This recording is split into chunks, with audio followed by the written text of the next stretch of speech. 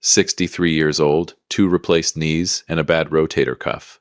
And somehow, getting thrown off a cliff still wasn't the worst thing that happened to me that Saturday.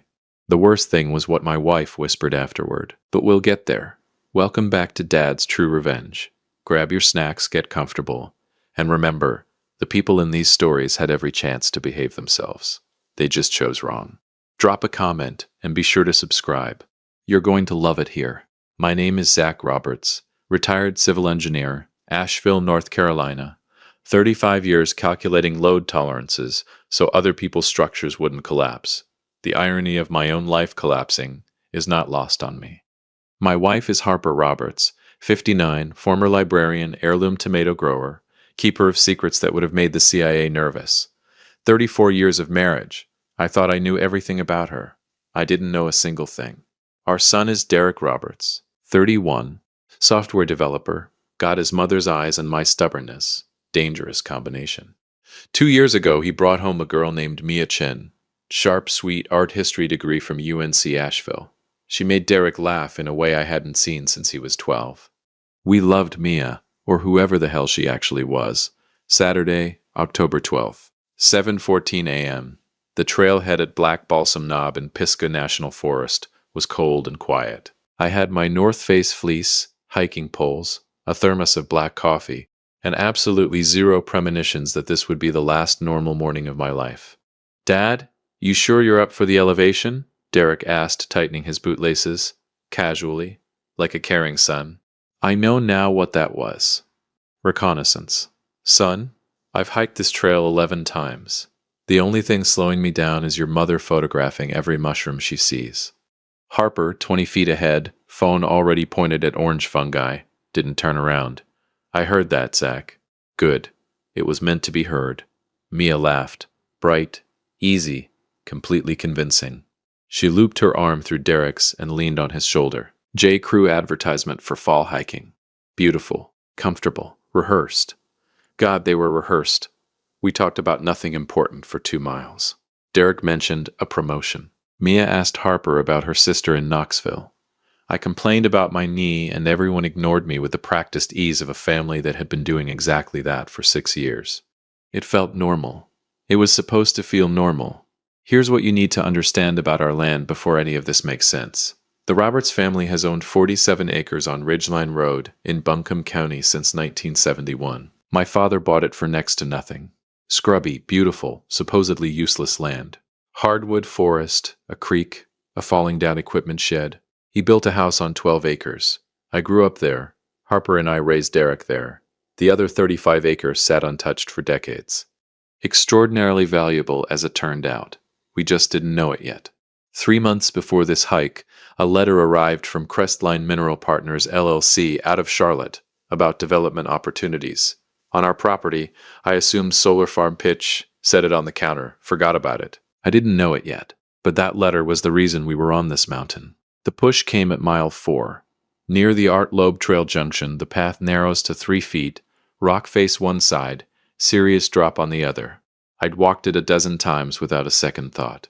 I was ahead of Harper. Derek and Mia were behind her. 4 seconds. That's all it took. I heard Harper make a sharp, surprised exhale. Then she was falling and I lunged without thinking and something hit me square in the back. Hard. 2 hands. Deliberate. Then there was no trail. Just air. Cold air. The mountainside scrub brush rocks, loose shale tearing through my fleece, and then a narrow ledge 40 feet below. We hit it. Harper first.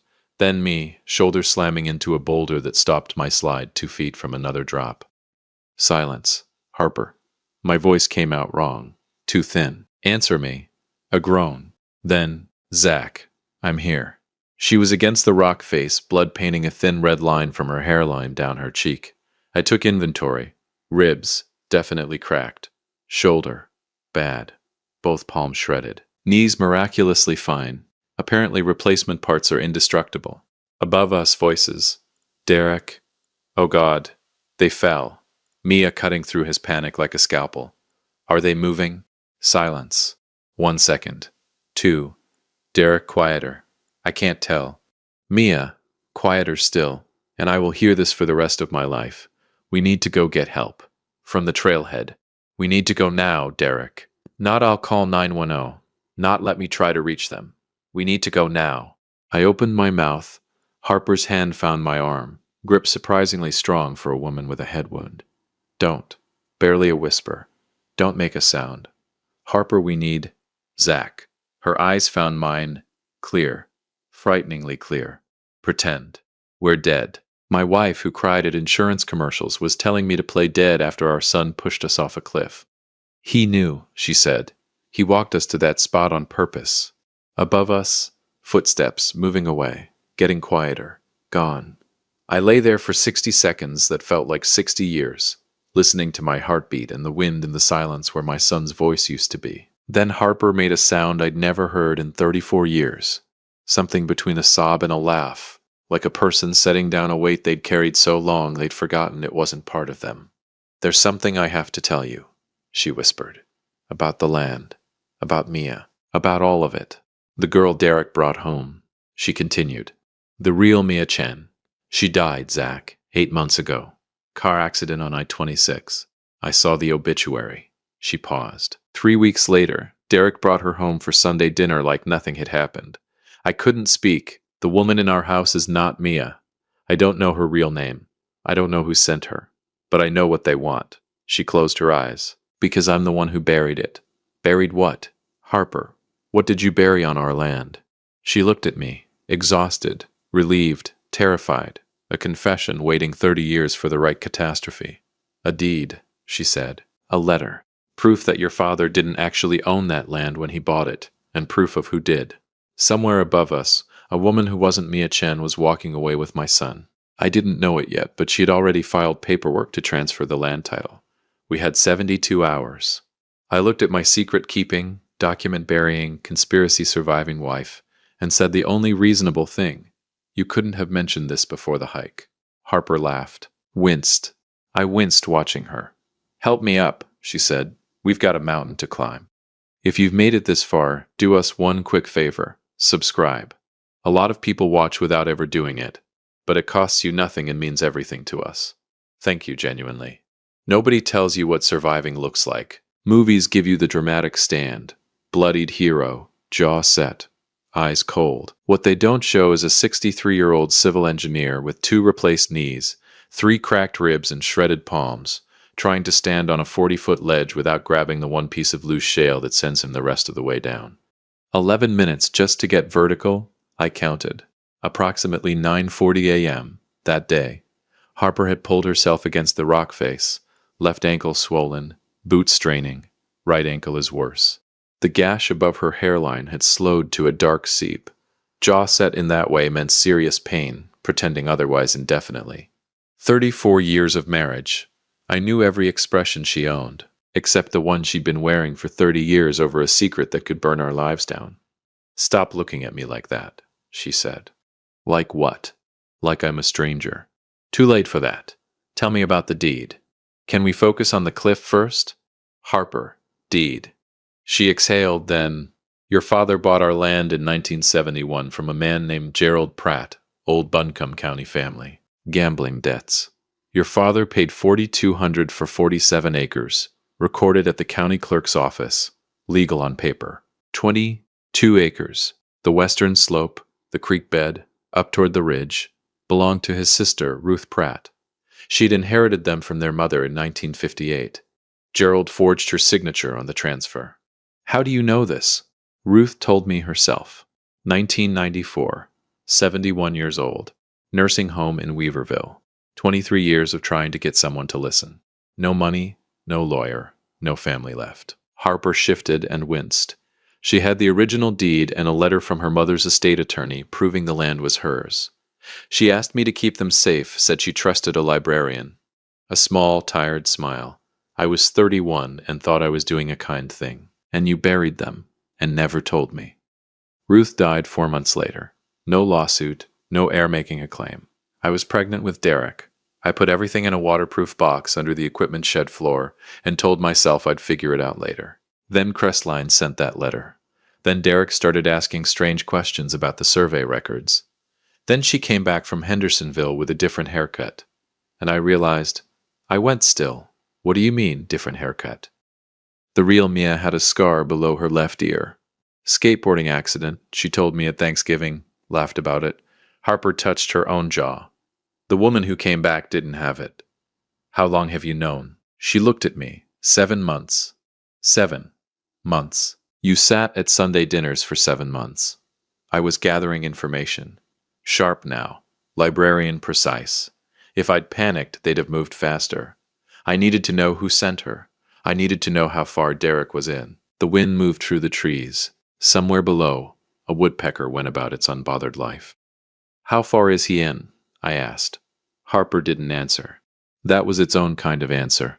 Getting her up 40 feet of loose terrain, bad ankle, my cracked ribs, a belt and a length of paracord I will never hike without again, took 47 minutes and a level of profanity that disturbed the local wildlife. At the 20-minute mark, you're favoring your shoulder. Harper, I swear to God, biomechanically speaking. Biomechanically, my wife buried a 30-year land fraud case under our equipment shed and someone hired a con artist to sleep with my son. So maybe let me favor my shoulder in peace. She laughed, winced, kept climbing. I loved her so much in that moment my cracked ribs felt polite by comparison. At the trailhead, Derek's blue Subaru Outback was gone. My truck was there, zip-tied to the door handle, a small manila envelope. Inside, a quitclaim deed transferring the Ridgeline Road property from Zach and Harper Roberts to Northgate Property Holdings LLC. My signature. Harper's signature. We hadn't signed anything. She's good, Harper said. Yeah. The forged signatures were clean, confident, convincing. My stomach turned slowly. She is. I ran the math. 11:20 a.m. County Recorder's Office closed at noon on Saturdays. 40 minutes. I put the truck in reverse. Call Frank Delaney. Frank was our family attorney. 67, semi-retired, sharp as a carpet tack. The kind of man who answered Saturdays because he'd never learned not to. 2 rings. Harper Roberts, haven't heard from you since the Hendersons' 4th of July. Precise. We need an emergency filing blocked at the Buncombe County Recorder's Office. Quitclaim deed on Ridgeline Road, transferring to Northgate Property Holdings LLC. It's forged. We need a list pendants immediately. Pause. We just survived an attempt on our lives, so I need you to be very Frank Delaney about this. Silence. Then, I'll call Judge Patricia Morrow. She owes me a poker debt. Harper, are you safe? Harper looked at me. Dried blood on my hands. Shoulder grinding. Ribs in open revolt. We're functional, she said. Frank reached Judge Morrow at 11:48. Emergency hold on the title at 11:54. 6 minutes to spare. I learned that in the parking lot of Mission Hospital on Biltmore Avenue, watching paramedics wheel Harper in, feeling the adrenaline drain out like water from a bathtub. Everything numb was filing complaints now. Ribs, shoulder, palms, pride. Harper's cracked phone buzzed. Derek, Dad, I've been trying to reach you. We lost you on the trail. Are you and Mom okay? Please call me. We got worried. I thought about him at 7, crying over a bike trick he couldn't land. At 14, falling asleep in a hospital chair, refusing to go home while Harper had her appendix out. 2 years ago in our kitchen. Mom, Dad, this is Mia. I really want you to like her. That nervous, hopeful look no grown man can fully hide from his parents. Then I thought about 2 hands hitting my back. Hard, deliberate, no hesitation. I put the phone in my pocket.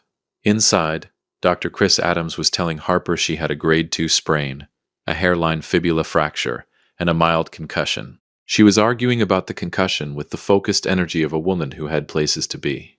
I sat beside her bed, looked at the ceiling, and made my list. Northgate Property Holdings LLC. Registered agent. Charlotte. The real Mia Chen. Sophisticated operation, which meant money, which meant a trail. The equipment shed. Harper's buried box. We needed it before they did. And Derek, my son, somewhere between villain and victim, and I was going to find out exactly which, whether I was ready or not. Zach. Harper's hand found mine. We're going to be okay. I know. I'm sorry I didn't tell you sooner.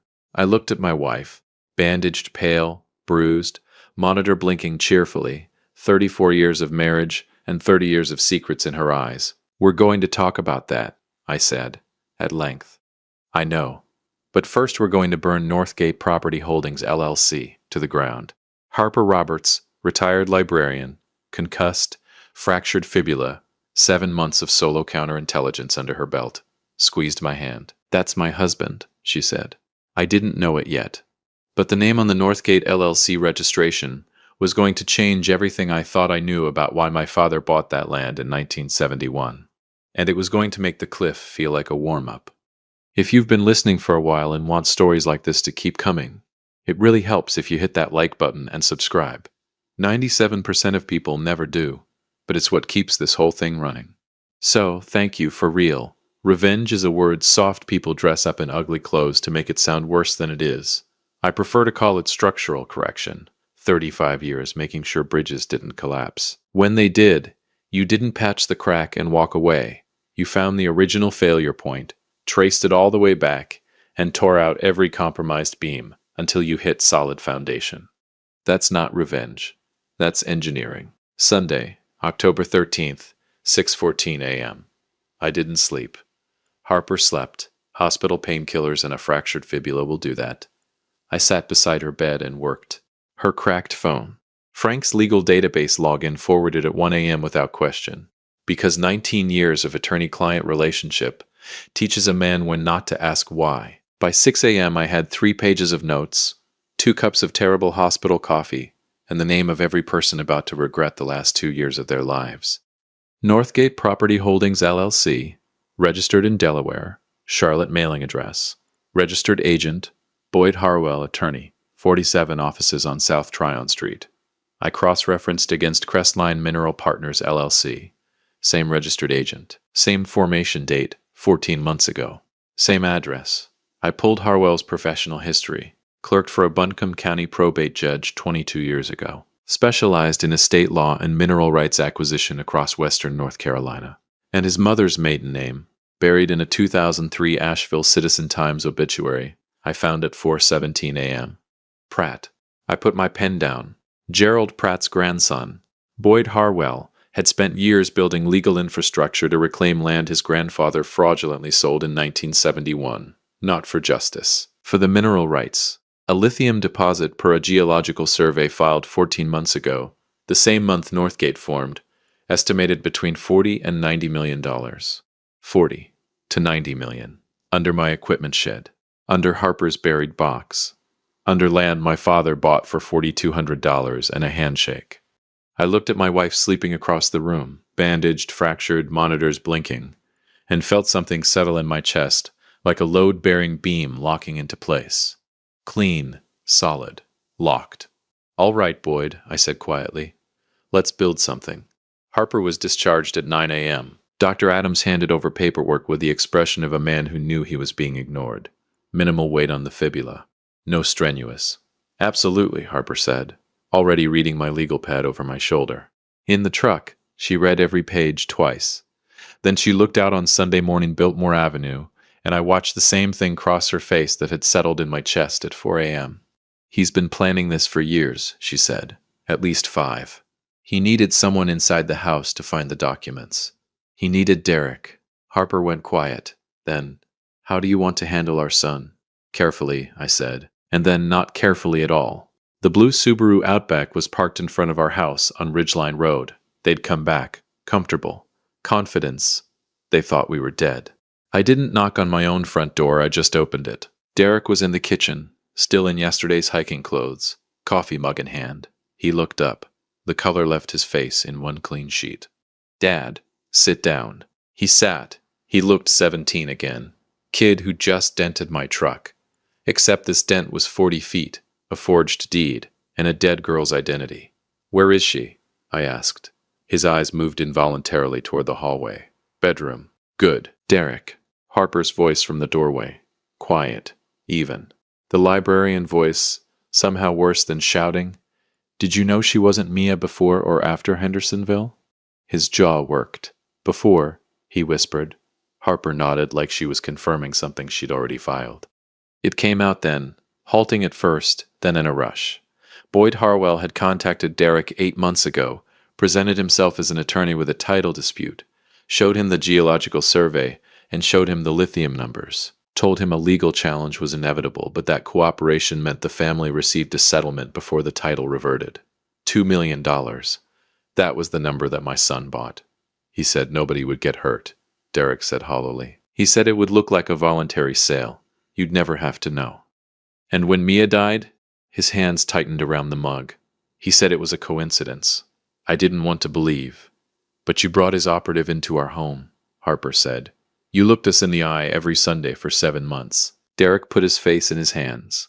I watched him and felt the two versions I'd been carrying since yesterday, villain and victim, collapse into one complicated, heartbreaking truth. Not a mastermind, not innocent. A 31-year-old man who'd been greedy, scared, manipulated, and weak, in that combination that doesn't make you evil, but doesn't make you forgiven either. Not today. What's her real name? I asked. Harwell called her Cassie. I don't know her last name. Stay in this kitchen, don't touch your phone. I looked at my son, really looked at him. We're not finished, but right now I have bigger problems. I walked down the hallway without knocking. She was already awake, dressed, boots on, calculating the moment she heard the front door. Fast. I'll give her that. Her face arranged itself into shocked relief the instant I entered. Zach. Oh my God, you're alive. Put the phone down, Cassie. The relief dropped. Clean. Instant. 1 second a mask, the next, nothing.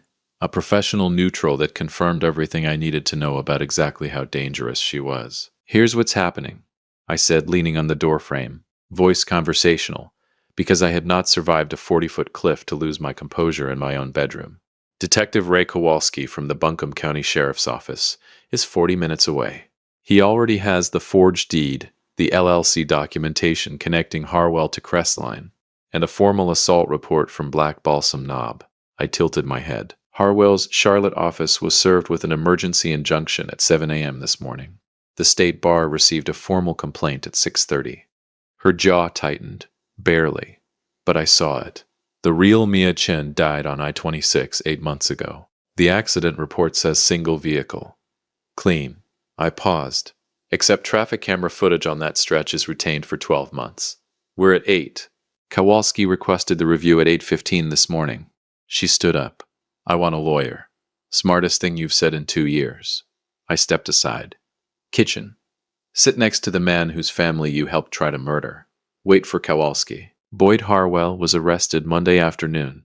Conspiracy to commit fraud, forgery, filing false instruments, and when the NCHP traffic review came back showing a second vehicle's paint transfer on Mia Chen's car, conspiracy in a vehicular homicide investigation.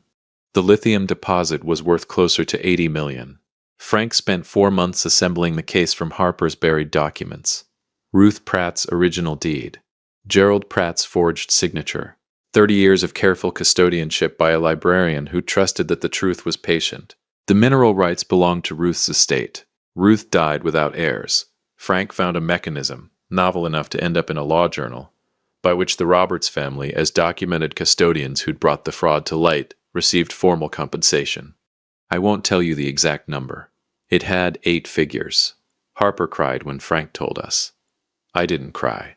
I sat at the kitchen window looking at the equipment shed and thought about a 71-year-old woman in a Weaverville nursing home who'd handed a waterproof box to a 31-year-old librarian because she'd run out of anyone else to trust. I thought about how justice has these long, slow mechanisms that grind so quietly you forget they're moving. And then they arrive. Cassie, real name Lauren Voss, former paralegal from Greensboro, fraud conviction 2019. Exactly the kind of background Harwell found useful. Took a plea deal in February. 18 months. Testified against Harwell for the reduction. Harwell went to trial. I testified 4 hours. Wore the same suit from Derek's college graduation, the only one that still fit. And I wanted to look exactly like what I was, a 63-year-old retired engineer from Asheville who got pushed off a mountain and was profoundly displeased about it. Jury took 6 hours. Guilty on all counts. I watched Harwell's face when the verdict came. Stunned. The expression of a man who'd built an elaborate structure and couldn't understand why it collapsed. As a structural engineer, I could have told him, you didn't account for the load-bearing points. You moved against the foundation. The foundation held. Derek cooperated fully, testified against Harwell, sat at our kitchen table one November Tuesday, and said everything that needed saying, while Harper and I said everything back. None of it easy, none of it short. Most of it stays private. It belongs to us. No prison, cooperating witness, deferred prosecution, 2 years probation, community service, mandatory counseling he needed long before any of this happened. He moved to a smaller place in West Asheville, goes to counseling, actually goes, calls on Sundays. Sometimes I answer first ring. Sometimes it takes a few more. Harper answers every time. She's a better person than I am. Always was. I just didn't know the full depth of it until I watched her climb 40 feet of loose mountainside on a fractured fibula, with the calm of someone finally setting down a weight they'd carried for 30 years.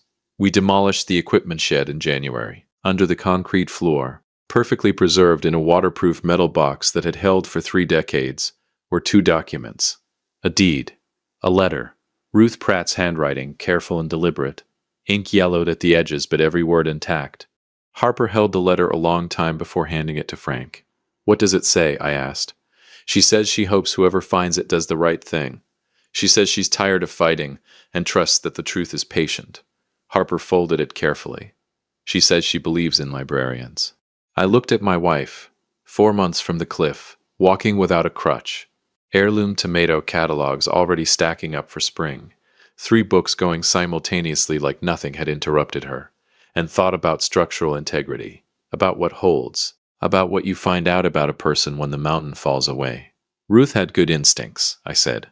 Harper handed the letter to Frank. "She really did. We hike Black Balsam Knob every October, just the 2 of us now. My poles, her north face, the thermos of black coffee, same trail, same 4 miles. We stand at the narrow section near the Artlobe Junction, where the path drops away, and we look at the view without saying anything about it. We don't need to.